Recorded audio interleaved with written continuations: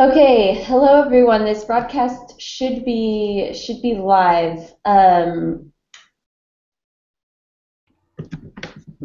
It's live. Okay, great. Good to know. Great. So this should be live, and I guess so. Oh, good, Maria. So maybe you can help me. Maria, is everybody watching then? Nobody else is joining directly? Um, Apparently, there are a lot of people who joined the event, but none of them started to watch directly, but they might be watching the YouTube broadcast. Okay.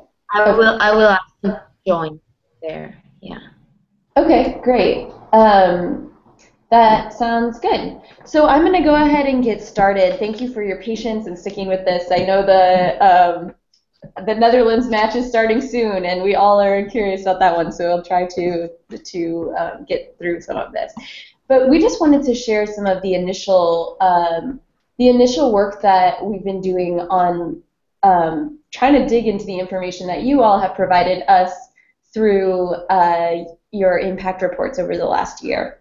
And we want to share this with you as a way of showing both what we're interested in as kind of the looking across the whole globe rather than just at one-on-one investments, and also to get some of your ideas and thoughts around the challenges of reporting, the challenges of finding numbers, et cetera, and how we might be able to improve that process. So first we're going to just go through a brief overview of who was funded, and then we'll look more at how the orgs spent their funds, the progress that orgs made on our movement's strategic goals, how the orgs developed throughout 2013, and then finally just some of the main learnings that we saw from across the impact reports. So first, just going through what was funded. As a grounding point, I just wanted to reorient us all to the mission behind WMF grant-making program. And this includes the annual plan grants, but also the project and event grants and the individual engagement grants and the travel and participation support grants. Essentially what this mission says is that the Wikimedia movement has some huge strategic goals behind content and community, and we know we can't reach those goals within WMF alone. We do grant making because we believe that resources, maybe money, but also training, tools, and facilitation can help the community around the world make progress towards these initiatives. So that said, the annual Plan Grants program is a program focused on funding some of our community organizations to help us make progress towards these priority areas in their local environments. So the strategic areas that we look at as a movement are around participation, quality, reach, and then some around innovation. Like we want to be funding some new ideas. These are the oh, I'm going to mute some. Maria, would you mind muting yourself? Thank you. These are what we looked for when we looked across the impact reports to see how the organizations that we funded were making progress on these strategic areas. So on this slide, as I said, you can see the 4 strategic goals as outlined in our plan, and I won't go through these all in detail right now, but I do encourage you to look back to this to get some ideas for the types of metrics that would be useful when trying to evaluate against those strategic priorities. Most of you are pretty familiar with the FDC decisions over the last 2 years, but as a point of reference, the FDC was started in 2012, and there have been 4 rounds of funding since it started. Overall, it's given about over $10 million allocated via the program with the help of the FDC, which is the community committee that helps decide where the money will go. The point of this impact report that we're going through now and the ones to come is to better understand to what end are these investments being made. Are we seeing the proportional value add? Is the work that we're seeing worth all the money that's being given? And this is something that I think all of us know is a challenge for our movement. We want to be doing the best work possible. So after 2 years of funding, we finally have our first set of a full year of data. So this report that we're walking through today will focus on the first round of funding ever distributed by the FTC process in October 2012. In that round, the FTC allocated $4 million to 10 organizations, and there's actually there's a portion of WMF that was included in there, but they're excluded from this analysis. The first round of funding to the 10 organizations included Wikimedia Deutschland, the UK, Switzerland, Netherlands, Sweden, Austria, Argentina, Israel, France, and Hungary. Every organization here is included in the summary with the exception of Wikimedia Hungary, which has not yet submitted a final report because of a grant extension that they've had. Likewise, Wikimedia France was a little weird in this one. It only received 6 months of hey, if you're on the hangout, can you mute yourself, please? Thank you. Yeah, Wikimedia France only received 6 months of bridge funding, so they're only included in pieces of this impact report. Okay, so let's get to the results. But first, one more disclaimer, and this is where I am really curious to engage the thought leadership of all of you on this call. Gathering the data you're about to see was really hard, to be honest. The data was put into the reports in a lot of different manners, and not all organizations reported metrics on activities. So it was really hard both to pull out the information, but also to sum up the information because people were reporting across a lot of different things. And we know that this presentation that I'm showing you with the data, we know it's not the complete picture of every activity done by all of the organizations that we're funding, but it's the best and only version of the picture that we have right now. And hopefully in future rounds it can get to be a clearer and clearer picture. So looking at how the organization spent their funds in the first year, of the $6.4 million in total revenue that the organizations had, so that includes both FTC, the funds from the annual plant grants program, plus other funds they raised, about 75% of that was spent on staff and administration, about 25% on administrative expenses, and about 50% on staff expenses. In the reports, we saw the major investments in these areas of organizations came from growing staff, renting office space, and on different governance issues. So that could be board meetings, it could be consultants to help improve governance of the organization, etc. This means that just about 25% of the total revenue was spent on direct programmatic work. One thing to note, though, is that we do not have broken out what staff were explicitly focused on the programs, nor what in-kind donations were also put towards programs.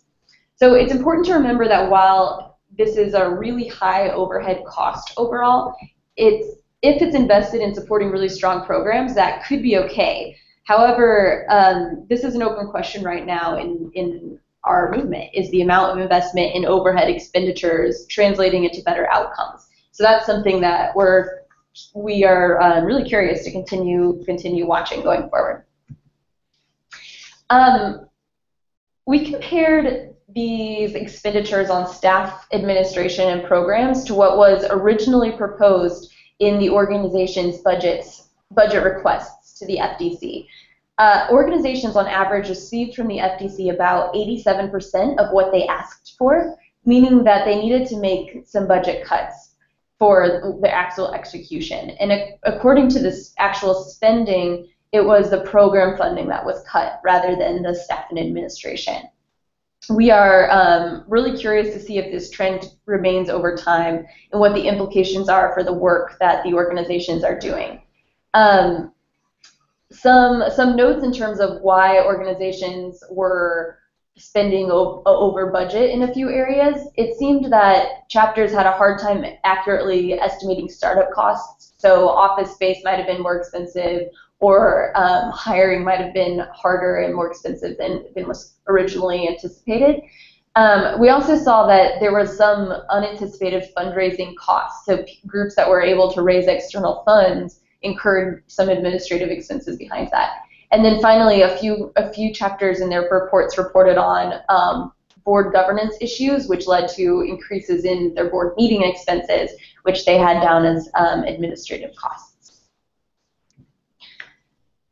Okay, so what progress has been made on our movement strategic goals through this spending? And we saw some. It's obvious that our movement partners are doing a lot of work, though the exact amount is still unclear. And this is what I was saying before, as in we have an unclear picture of the total amount of work being done. What's on this slide is the only thing we could pull from, what we could pull from the reports, which is honestly a lot. In terms of the direct online impact from all of the reports, we saw that 168,000 photos were uploaded onto Commons. Other media was about 86,000 different pieces of other media uploaded. And in terms of the articles added or improved through the work being done by these organizations, over 11,000 articles were improved and done. This online impact was a result of about 520 different events happening around the world, over 12,000 different people reached, which includes the new editors on Wikidata, which is one of our new projects this year, and then over 600 scholarships given. Wikidata, we called it out specifically. This was a project done by Wikimedia Deutschland, and I'm sure you're all very familiar with it, but this is a project directly online and bringing in lots of new different types of contributions from editors globally, and we're really excited about this work and watching that going forward. So chapters interacted with thousands of people throughout their course of activities. On average, chapters held about 51 of the offline events in 2013. Though impressively, Sweden hit double that rate, and Israel, which has a smaller membership base than the other chapters, reported 87 different events, which is also really awesome. We found, though, that the reported number of people reached by different programs doesn't correspond to the amount of FDC funds allocated. In fact, 3 chapters who collectively received less than 15% of FDC allocated funds reached over 30% of the total people touched through the APG-funded organizations. And again, I'll add the disclaimer on this slide that this is just what was reported to us, and we know that there were challenges from the organizations to collect this information from volunteers or as staff, and we'll talk about some of those challenges in a bit. We also found that a lot of funded chapters worked on projects that scaled beyond their primary languages and geographies. And in fact, in addition to the 9 main language projects that were addressed through these 10 organizations, there was work in over 20 secondary languages. So we're really glad to see that the money is that our partners are receiving is expanding globally. So this slide shows just where some of the impacts of the work being done by these grantees in this round has hit. And we saw, for example, Wikimedia Argentina reported back about some of their projects that they were, some of their writing materials that they created. They created them so they could be used across all of the Spanish-speaking world rather than only specifically in in Argentina. Sweden produced an education video for their education program, which has been translated into 8 different languages and is used by a lot of different programs globally. And those are just a couple examples, and you can read about some of the others of global and regional initiatives that have been taken that many of you have taken leadership on. And overall, we saw that the key strength of organizations appeared to be in bringing quality content into the projects. Organizations are trying to get closer to their editing communities as well to help revise their work, and this is an ongoing process. So the key takeaways here is we saw that local GLAM partnerships and education programs, those do have a lot of benefit from having long-term staff and are a key value add for the more formal organizations that are funded through the FDC. A lot of the contests that are run by these organizations, like the different Wiki Loves contests, loves monuments being the biggest. These brought in a lot of content and brought in new users, at least for a short time, exposing them to our projects. And then finally, organizations are very open in their reporting, at least, that they're working to become more connected to their editing communities. They're doing this through distribution of mini grants to support contributors directly and helping them access events or technology. And these things are directly adding content to Wikimedia projects as well. So we're excited to continue to watch for some of these content-related projects going forward. And then finally, in addition to the programmatic work, organizations developed over the 2013 period, and we wanted to share some about how they grew. In 2013, we saw that organizations grew staff in order to reach their program goals and attempt to build more local effectiveness. So on the right-hand side, you can see the accumulation of all full-time employee growth in 2013. We saw that across all of these organizations, we have 17.3 full-time employees that are now working full-time to improve Wikimedia around the world. Excluding Wikimedia Deutschland, which is by far the outlier in terms of number of staff, we saw staff growth by around 70% in all the other organizations, but there's a wide range, 24% to 263%. The point is all organizations grew staff, including Wikimedia Deutschland. They just grew at a smaller rate, so 14% growth rate is from their reporting. And there was a few different strategies for expanding this human capacity. One is full-time staff. So full-time staff were found to be essential for programmatic work that required hands-on guidance and partnership management. So here's a quote on this from Sweden that was talking specifically around their education manager. Another strategy that organizations had were bringing in consultants. Consultants were brought in for short periods of time to help guide on strategic improvement areas, including things like needs assessment, translation services, tool development, or governance strategy. This is organizations had saw a lot of positive work from consultants by being able to just bring in some experts for that short period of time rather than try to have full-time staff handle that. And then finally, almost all organizations had some part-time staff, and the key benefit reported on these was just the ability then to hire a lot of different skill sets for parts of time. And in terms of chapter membership, we saw over almost 12,000 members were reported across these FDC-funded organizations, and those that reported it all saw growth in membership. But we just want to point out that this is, and we all know this has been talked about a lot in our movement, but chapter membership is a limited measure of org effectiveness as it's defined differently by each organization. And we didn't see that it was correlated to programmatic impact.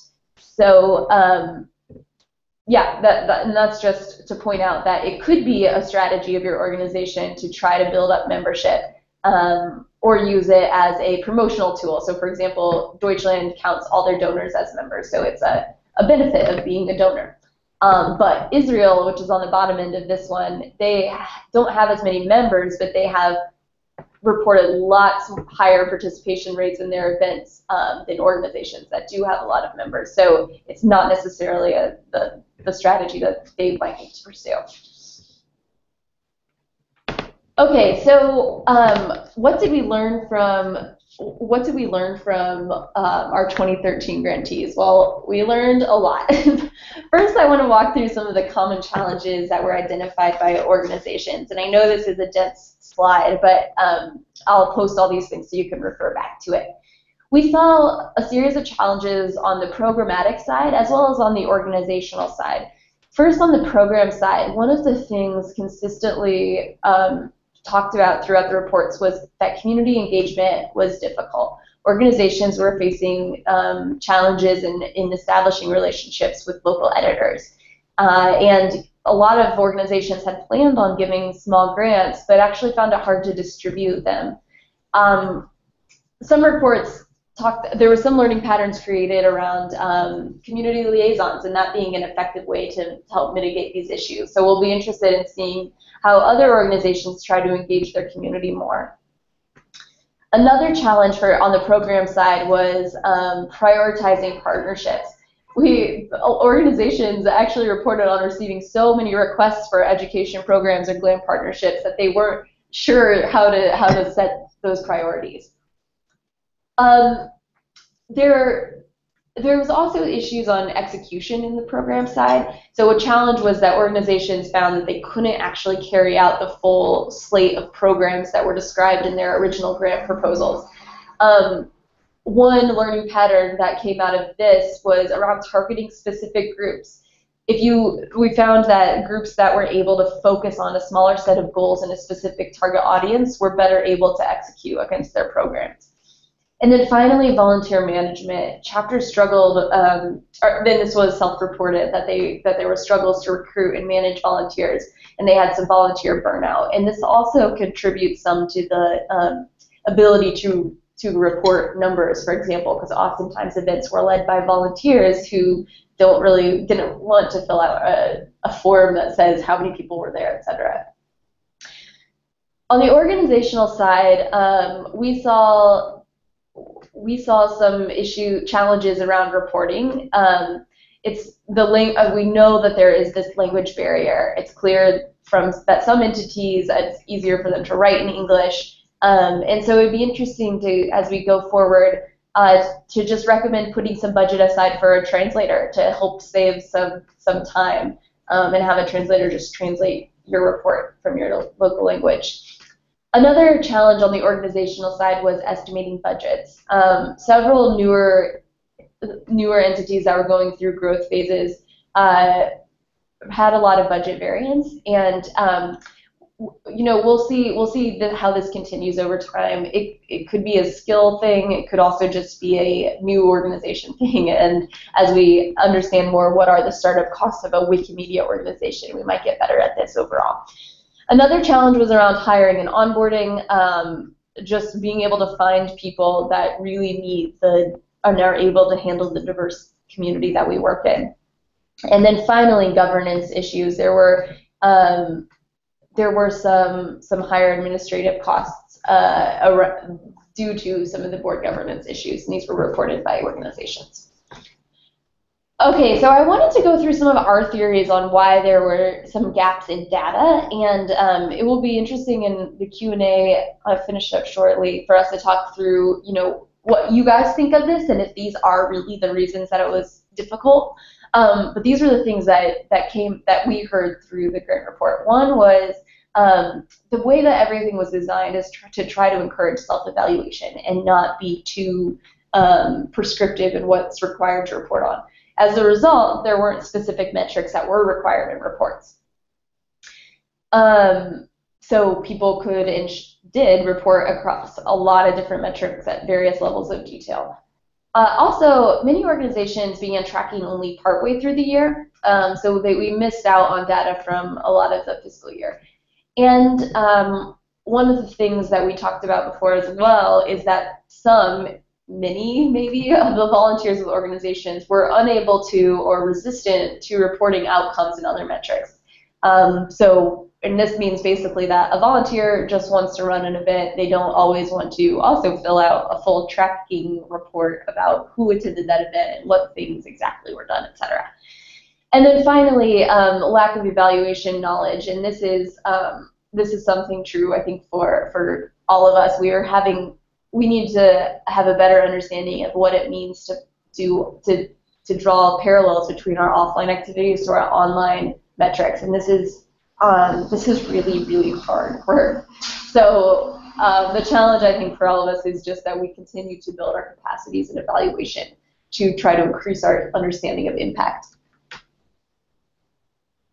So at the conclusion of the first full year of funding expenditures, I wanted to share a few of the key takeaways that came out, and there's so many more takeaways than this, but to try to keep it to 5 bullet points. We saw that organizations are prioritizing staff and administration costs over program costs. We saw a lot of learning taking place, but little of it has been systematically documented in learning patterns, though some have. We saw that the reports, people did a really good job of responding to specific reporting requirements. So, for example, there's a really specific budget template that people fill out in the report, and same for hiring, and people did that well. But we saw people had a harder time self-reporting on the more open programmatic questions. We found that we need a clear understanding of what it means to be an effective Wikimedia organization. So there's potential work that needs to be done around organizational effectiveness metrics and linkages of that to impact. And then finally, there were challenges in reporting program data by the different chapters, and it was a challenge for my team to roll it up across all the different chapters. So we see this as a challenge for us to provide a little bit more support and invest a little bit more in helping develop some tools and guidelines for better measuring some of this. So just to give you guys an update on some next steps on our end, in terms of reporting, FDC staff is looking into the revising of reporting requirements so that we can ensure that there's the highest quality data as possible in all the reports that we're asking people to do, because we know it takes a lot of time. Secondly, in terms of learning patterns, so this is the ability for people to share at scale the things that they're learning. We're going to invest in improving the functionality and searchability of this learning pattern library. So that way there's more benefit to you guys all sharing with each other throughout the duration of your programs. Around the organizational effectiveness side, we're going to engage in some research on what it means to be effective as a Wikimedia organization. And potentially we could talk about developing a tool to enable organizations to self-monitor this. So something for you guys to just use as a way of tracking this internally. And then finally, some global metrics. While we don't want to have, well, it can be really overwhelming to require, and we don't think it's the right methodology of requiring a lot of metrics to be reported. One of our ideas, and I would love some thoughts on this, is having a few key metrics that we track globally across all organizations and groups that are working on different programs. So this could be things like the number of people touched, or the number of articles edited. Having just a few things that everybody reports on could give us a much clearer picture of the impact of the work being done. Okay, so that is it from me. Thank you for listening so quietly and patiently to a lot of data. And let me just say, this only scratches the surface of the information that was included in the impact report. And we have much longer summary that is written up that I'll make sure to post on Meta when I also post up all these slides, so you guys can see them as reference. But yeah, for now, I'll open it up. I'll open it up for questions. And let me.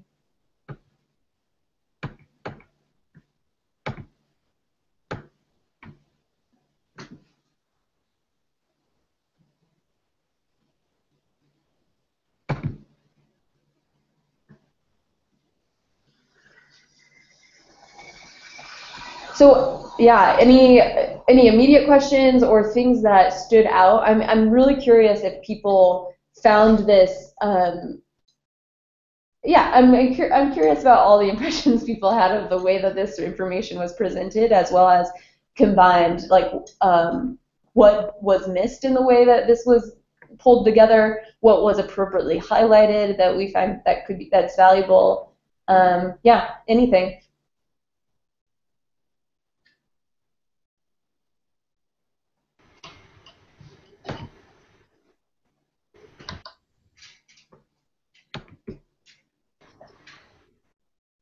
You mentioned that you were thinking of having a few key metrics across different chapters. For one of the suggestions was a number of articles edited. It's easy with Wikimetrics to come up with a number of articles created. Do you have a particular tool in mind for measuring which ones were edited?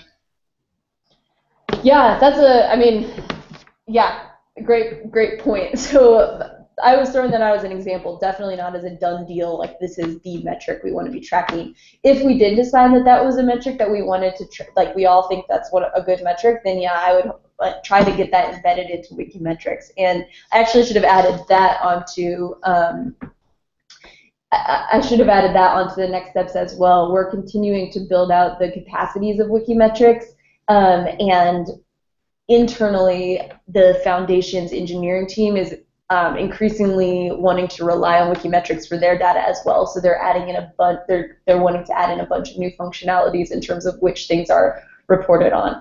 And Daria added a comment to this in here as well, which I'll read out because not everyone's on the hangout directly. But she brought up the point that if we're going to have key metrics to track, it would be useful to have the right tools, and absolutely. And I think that's where we all need to work together on this, like feeling confident that these are the right things to measure and figuring out what's the best and easiest way. Internally, the Foundation's engineering team is increasingly wanting to rely on Wikimetrics for their data as well, so they're adding in a bunch.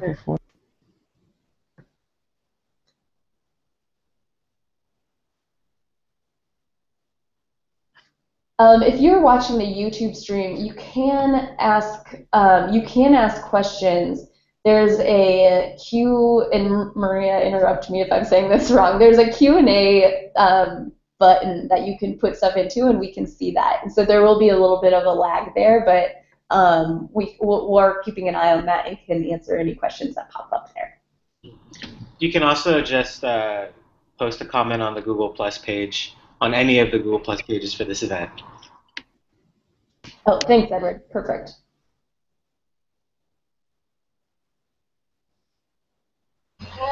I have a question.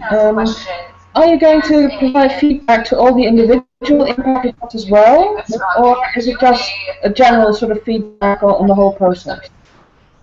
So there will be a little bit of a lag there, but we're keeping an eye on that. There's some sort of echo happening here. Sorry. That's a great question, and I actually am going to have to bounce that one to Winifred and Katie. I'm not sure what your guys' plans are for specific feedback on impact reports. Oh, yeah. Katie, do you want me to take that, or do you want to take that? I'll start. You can add in. How about that? Are you going to provide feedback to all the individual impact reports as well, or is it just a general sort of... Does anyone hear? Okay. Feel like I'm in another world, another dimension. Anyway, yes, we are going to be providing feedback to all of the entities on the reports. I think this consolidated report that Jesse's team has done is going to be our starting point for doing that, but we will be responding to each of the organizations about some of the highlights that we took away from it. And as you know, as Jesse said earlier, we are looking at revising the reporting requirements too. So it would be an interesting time to have that conversation with you all about what you think are good ways of moving forward in the reporting. I know that several of you have already reached out to me to tell me some of the thoughts you have about how we can improve the reporting process and forms, and we've done so with minor changes over the last 2 years, but we now have the opportunity to make some more slightly major shifts in process at the 2-year mark. So that those processes are happening simultaneously. Thanks, Katie. Yeah, Maria, was there a question? Yeah, we have a few questions on the event page. Do you want me to read them, or do you want to go over them? Would you read them? That'd be great. So James Hare is asking, I'm just going to read the whole thing. It seems the push is for reporting requirements. What about changing the application process so that you can work to reconcile differences in data reporting early?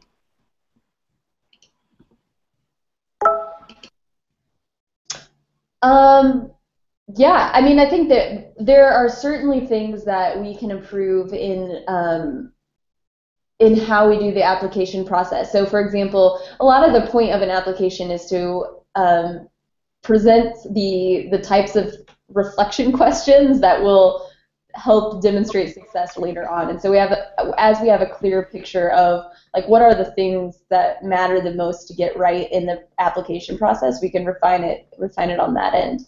But I'm not totally sure what the specific recommendation from James is around that. One of the things that, and maybe it's as a point of reference, one of the things that the organizations that are funded through FDC do currently do is after the quarter after they've received their allocation, they do a revised plan based on the amount of money that they know that they're going to receive. So they already are going through the revision process as an organization.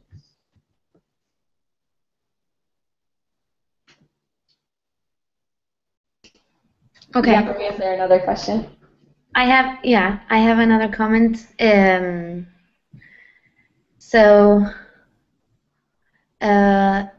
Casey Harold is saying, I don't know if she's on the hangout. I think she's not. No.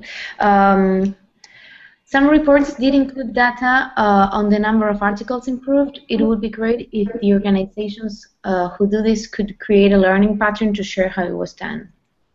Yeah, great suggestion. It's more like a comment than a question. And then I have another comment by Jan Ainali. I think that it feels quite strange to report staff as something separate to programmatic work. For us, most staff are doing programmatic work.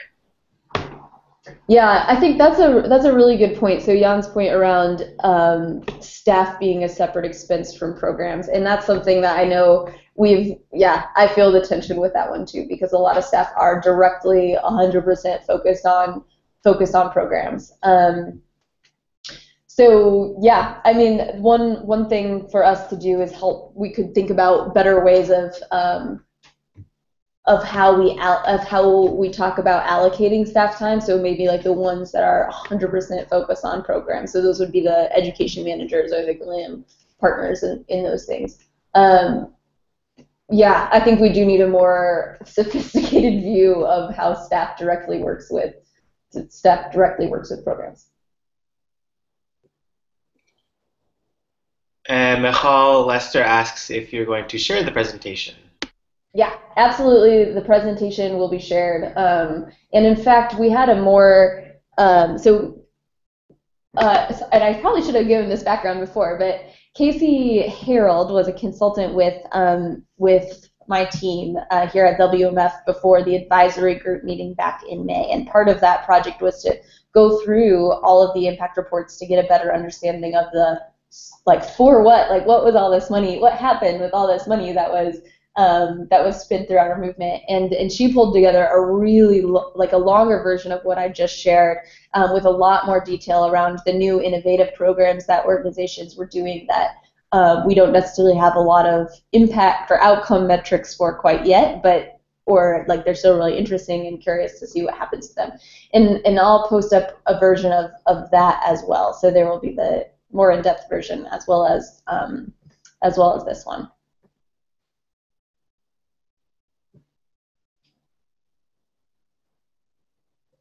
And a comment from Daria in the chat window on the Hangout, which says, in the UK, we self-report on how much people spend on various programs. It is then taken into consideration in our finance work. So, Daria, do you mean you take a self-report on how much time people spend on various programs? Right, I turned my mic on.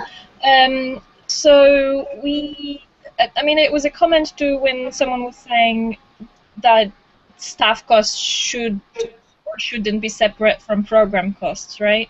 Mm-hmm. So, and I find for me, for example, I would focus on different programs, so it can't be assumed that I 100% work on one thing or the other.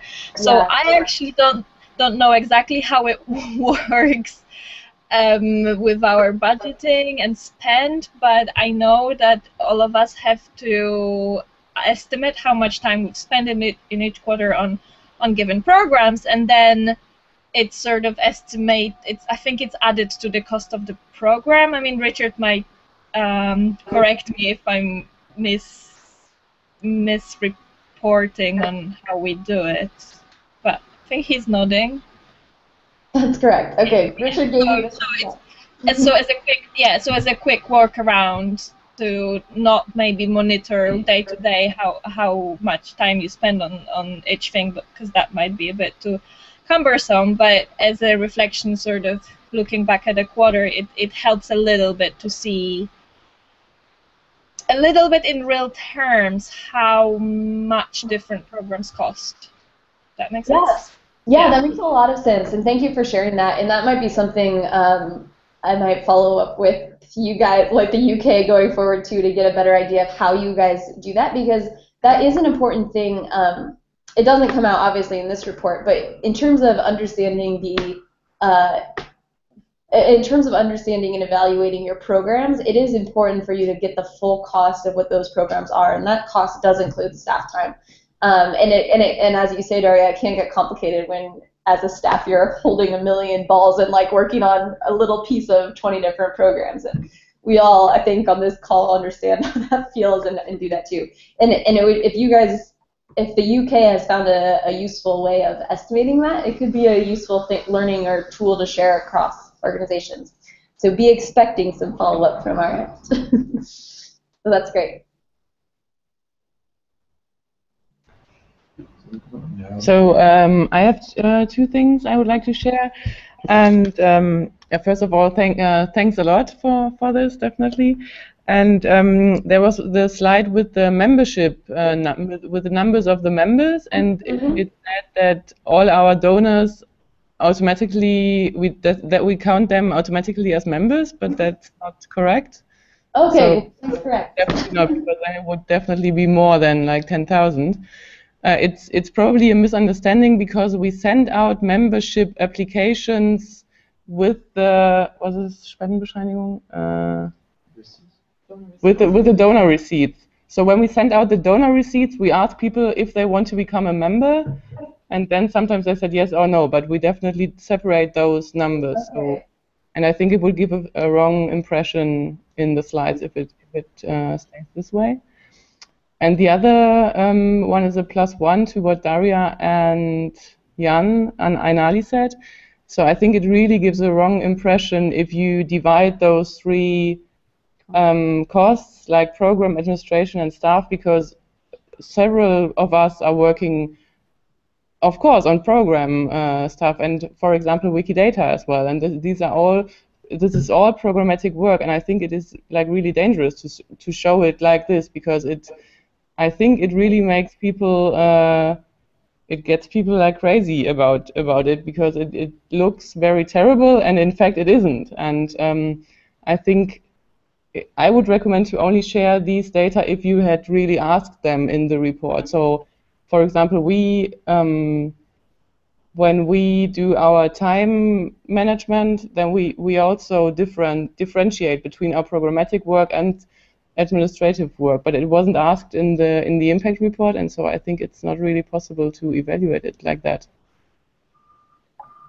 Can I respond really quickly? Yeah, please, Katie. That's a good point, Nicole, and we have been looking at our forms and experimenting a few different ways. You've probably noticed over the past few rounds that the form has changed and how we're trying to collect that data. So we have been experimenting with a few different ways, and I think we need to finalize that way and collect it consistently across the new form and the new proposal form and the new reporting forms. So we have seen some improvement, I think, in the proposal forms over time. But as ever, it would be great to know what sort of language you would recommend so that you could accurately report that kind of data.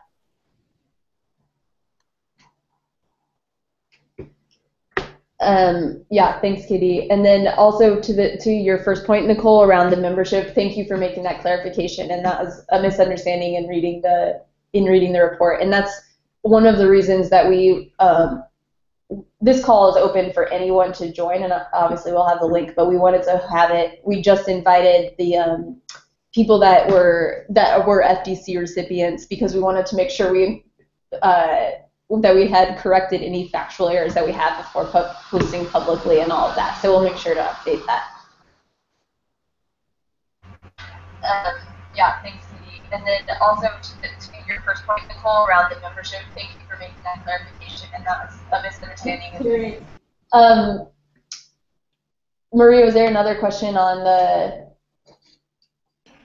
Yeah, it's more like a comment. It goes back to talking about staff time. Pierre Salim Huart says, staff time is complex to evaluate as programmatic or not. Even if you have 100% time on administrative tasks, the staff is enabling programmatic work. Yeah, I mean, and that's a good point, and that's one of the, and I had said it during the presentation, but overhead costs are not bad, and we don't think that those are like terrible, terrible things. It's just a question of how, like, what is kind of the right ratio for us or for each of you, I should say. Like, it's going to be different for each of you in your local contexts. But just being systematic about tracking that and trying to reflect on those things and understand them. Yeah, I think that's a good point from Pierre.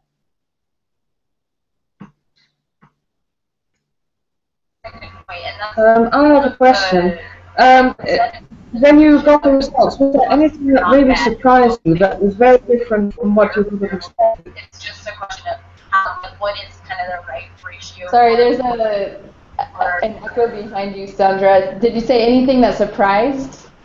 Yeah, when you got the results from sort of all the impact reports, was there anything you found really surprising that was quite different from what you had expected?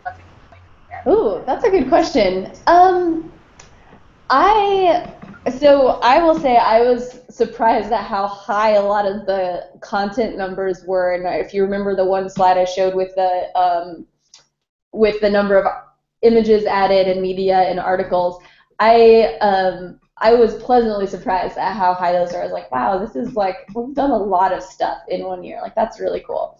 So that was surprising to me. I also was surprised at how, and this is partly because I'm not super involved in these programs throughout the course of the year, so I don't know all of the activities that you guys are doing. And so I was really excited about some of the more innovative programs that people were working on, that were thinking outside the box, and also the things that were being done in collaboration across the different groups. So there were some toolkits that were being worked on by a group of the organizations in Europe that I thought was really interesting.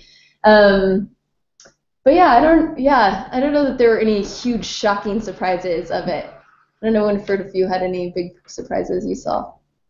No, not yet. Not yet. Still waiting to be shocked.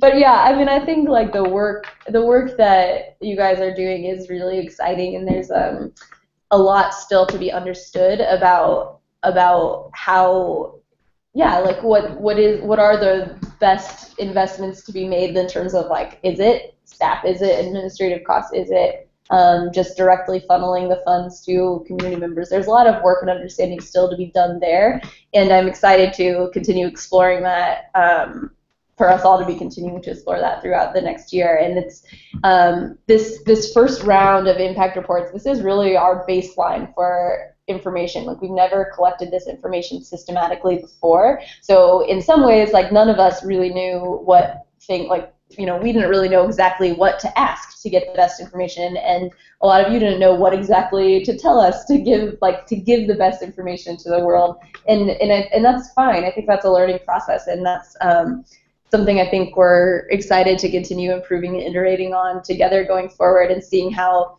like, what will this report look like a year from now, and then 2 years from now, and does that change?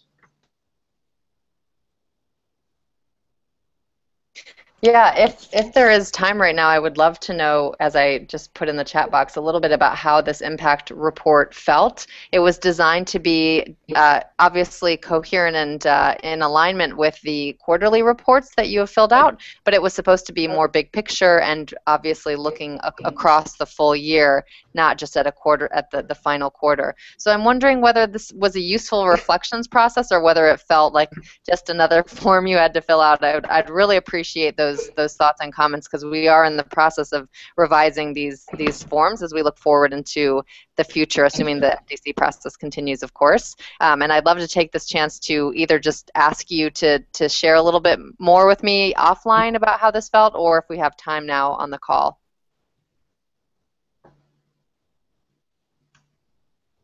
Thanks, Richard. I see your comment. Oh, Will you read the comment, Katie, so that way the people watching? Sure. Oh, good point. Okay, Richard had said, I think the impact report was useful. As staff, it's useful to step back as sometimes you can't see the forest for the trees. It was nice to think, hey, we've done quite a bit. Any other thoughts or comments from folks who did participate in the writing and creation of the impact report?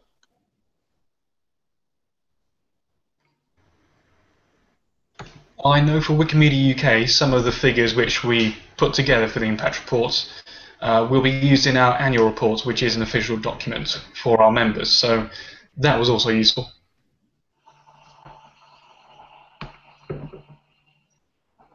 Thanks for sharing that.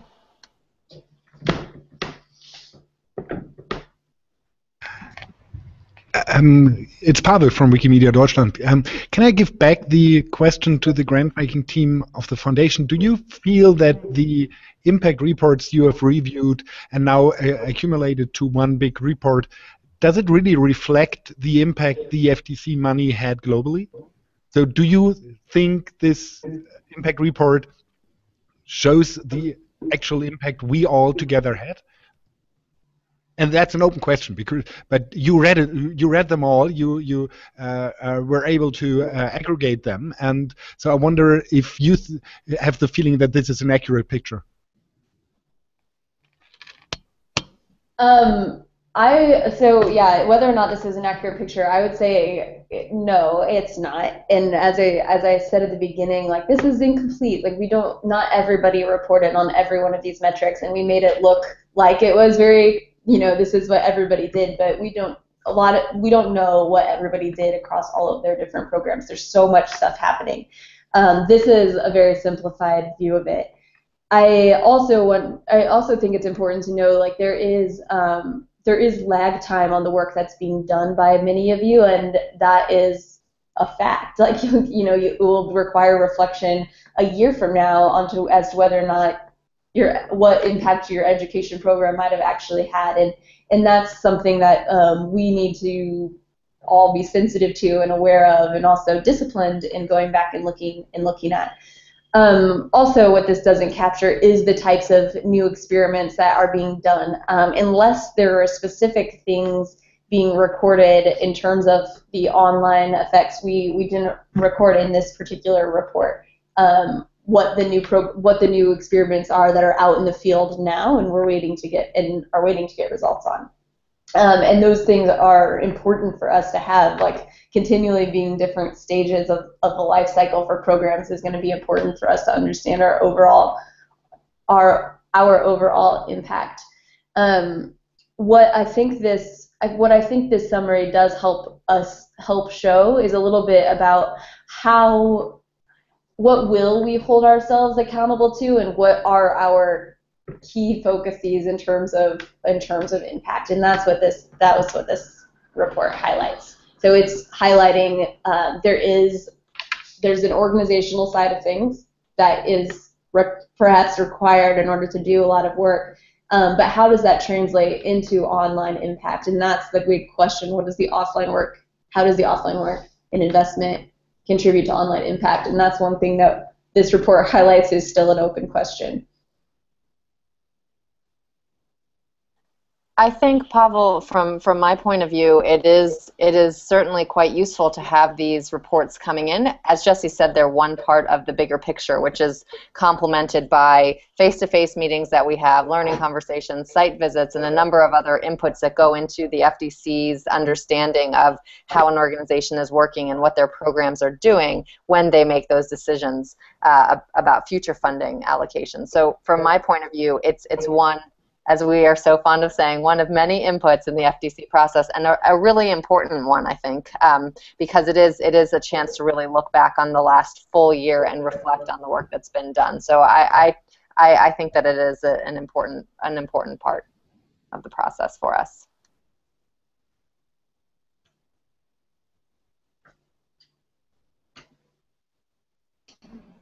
Yeah, Maria. This is a comment just to know how many people are watching. If you're watching this live, if you could comment on the event page or on YouTube, that would be great. So we can have a good thanks.